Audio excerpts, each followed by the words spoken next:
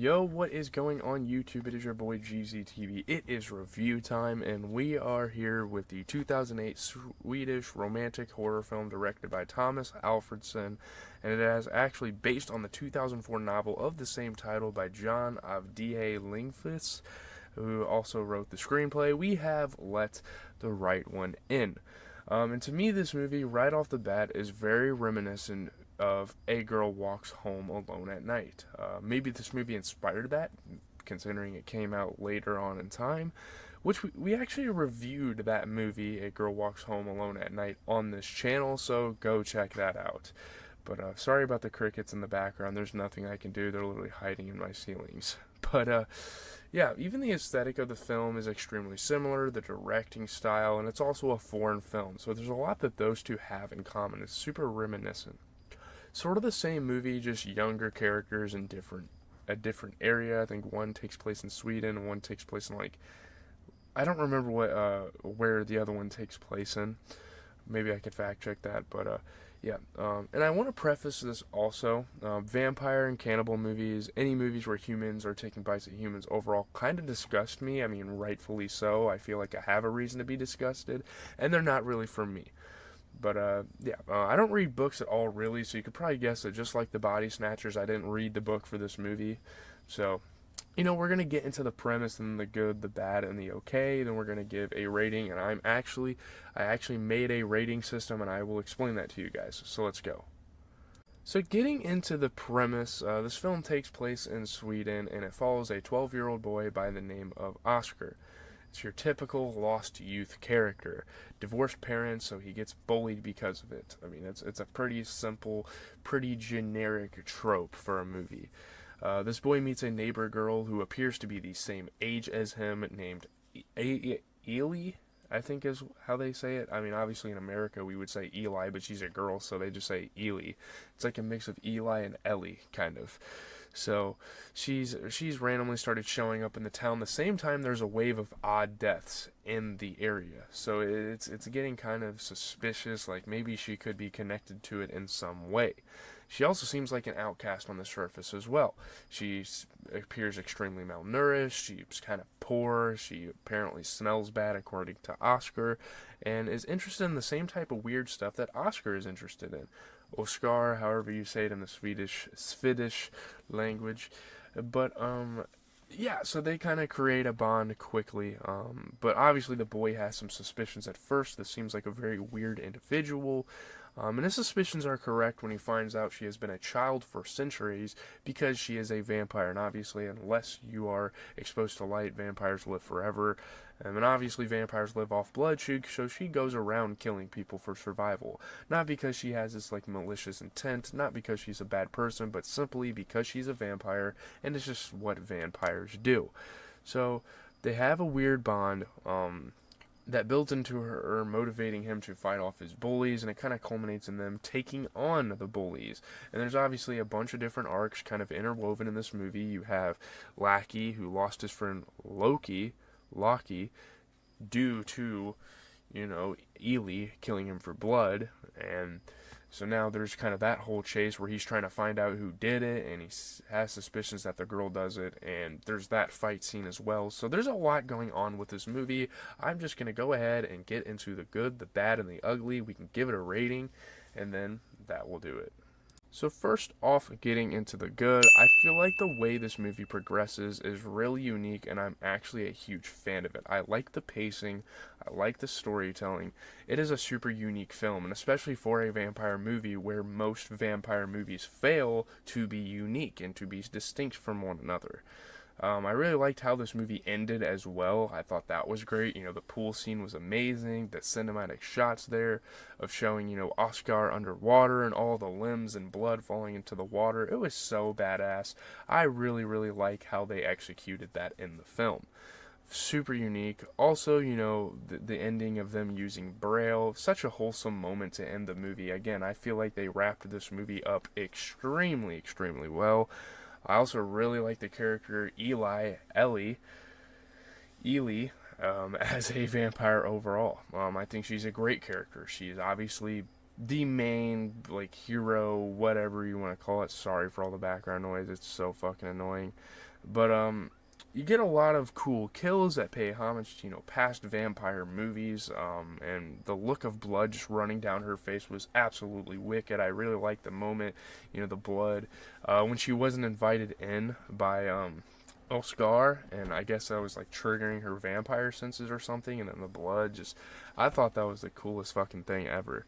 It looked cool. But yeah, for child actors too, I think Ely and Oscar's as actors and actresses have a really good dynamic together. I'm not sure what the actors' names are, nor am I going to attempt to announce their names, but they were great. Obviously, this is a foreign film. This isn't really a bunch of A-list people getting together, so that's interesting as well. And for it being a foreign film, obviously shout out to Thomas Alfredson. He made an absolutely amazing one.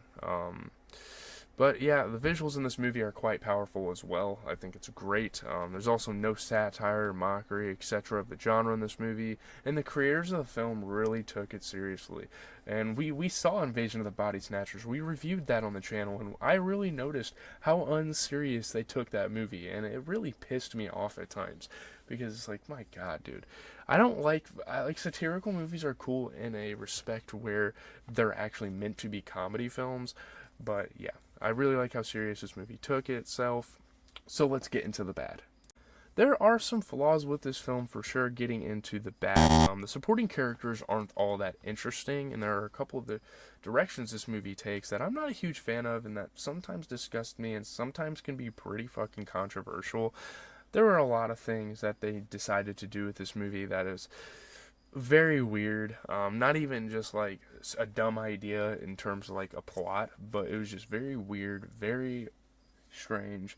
So, yeah, the first direction is the sexualization of these kids. This romantic relationship between Oskar and Ely. It is not a huge deal if you don't necessarily focus on that, but it is extremely weird. It seems like they encourage things like kids sleeping together naked, making out, suggestive clothing choices, which I'm not sure if that goes well with me or anybody else. I feel like it was a very, very controversial decision for them to decide to be this fucking rated R with kids and be this it's kind of uncomfortable at times. And then you get this frontal nudity thing, super over the top, not a fan of it at all. You get Oskar, she's getting dressed, and he peeks in and he sees her, hoo-ha, which is fucking disgusting. Keep in mind they're 12 years old, and they try to justify that by saying, "Oh, she's a century-old child." It's like, no, dude, she still looks like a 12-year-old. You don't need this guy walking in the bathroom and seeing her thing. It's extremely weird. And I didn't see a lot of critics finding that to be a big deal, which, whatever, but I found it extremely weird when I was watching it. A lot of perversion here, really, by the show creators, which maybe that's what happens in Sweden. I mean, if you guys are Swedish and you want to speak for your culture in my comments, go ahead. The second direction I didn't like was the bullying story arc. It wasn't necessarily needed in this film, given the main arc of Lackey trying to catch Ely and get revenge for the death of his friend. I mean, they could have left the bullying out of this film, and I could have been completely fine with it. The thing with the bullying stuff is it just gets so generic in films. It's such a common thing. I still like how the movie ended, however. It's really good, how they included the bullies and how there was like this bully final boss. But throughout the film, like the Connie character, wasn't very believable as a bully. He wasn't very intimidating. He's the same fucking size as this kid. It's like, how is this guy a bully? It's not that big of a deal, but it still just doesn't make sense logically for the storyline. Yeah, I guess it was built. Yeah, in the third act, he got eliminated pretty easily, so I found that whole scene pretty pointless with the pool. It didn't seem like there was a lot of a struggle there from the bullies. I guess this vampire is just that OP. I don't know. It was super interesting. Let's get into the okay. So there's a lot of the okay, a lot of decent aspects of this film. This movie's a lot better than most vampire films, and the only reason I don't give this a very high rating, like the highest of high ratings that it probably deserves in the end, is because I'm just not a big fan of vampire movies, and I've seen so many of them. The actual horror element in this film isn't bad either. It's actually decent compared to Invasion of the Body Snatchers. I'm very neutral on what they did with the old man that was living with Ely as well, who was a serial killer, and I feel like they could have did a lot more with that. I feel like it's fine though. You get those awesome little kills, those menacing little moments with him, but still, you would have liked to see him do a little more. I feel like there was a lot of missed potential with that whole arc, but at the same time, the way they ended the movie completely kind of made up for it. I feel like they did well with that. There are minor things like plot convenience, budgety CGI, odd character choices, but those don't negatively affect the movie enough to go too in depth with them, which is why they're kind of in this okay category. Like, it's fine. It's perfectly fine to have them here, but yeah. Reading subtitles has kind of gotten old too, but that's what it takes, I guess. That's kind of another thing in the okay. The fact that this is a foreign film and I can barely, understand the language. But yeah, let's get into the rating. Before we get into the rating of the movie, let me just go ahead and explain all of our tiers. So here we have the tier list. At 10, we have a melting masterpiece. If it's a 10 out of 10, it is absolutely perfect. Not from a 9 to 9.9, that is eerie and exceptional. I'm just going to list them off. 8 to 8.9 is alarmingly amazing. Again, these are out of 10. 7 to 7.9 is a satisfactory scare, which I kind of made these names based on the horror genre, so don't mind me there. 6 to 6.9, we're in the dungeon of decent. 5 to 5.9 is an average apparition. 4 to 4.9 is the boneyard of bland. 3 to 3.9 is not good in Narnia. 2 to 2.9 is disgraceful, dumpster fire. And then at the end, I just kind of went petty with it. 1 to 1.9 is am I hallucinating? And 0 to 0.9 is erase it from existence. So those are the tiers that we are going to be basing all of our movie reviews for the future based on it. So with that being said, I give this movie a 7.4 out of 10. It is a satisfactory scare. It is good enough for me. It is a great movie. Again, the one thing that's kind of holding it back is that it is a vampire film, and I'm not the biggest of fans of vampire films. But again, it's a great movie. If you like vampire films, this will probably be one of your favorite movies ever. But yeah, leave a like, comment, subscribe. As always, it has been your boy GZTV. And yeah, doing more movie reviews this weekend. I think we are going to be doing Terrifier 2. We watched the first on my channel like a year or two ago, and I thought I would revisit that series and watch the other one.